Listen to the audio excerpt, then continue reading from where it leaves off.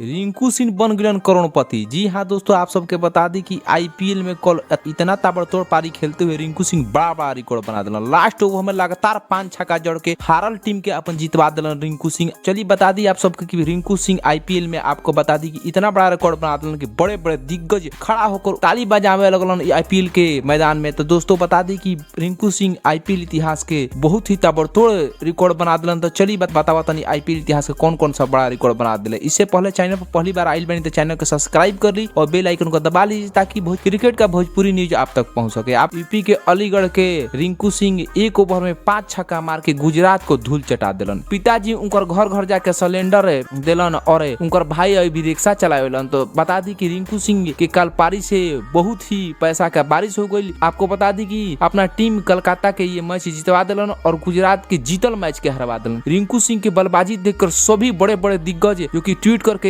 बधाई दिलन, साथ ही ग्राउंड में बहुत ही शाबाशी दिलन। तो आपको रिंकू सिंह के बल्लेबाजी कैसन लागल आप कमेंट बॉक्स में राय दी और वीडियो को ज्यादा से शेयर कर दी और चैनल पर पहली बार आए तो चैनल को सब्सक्राइब कर।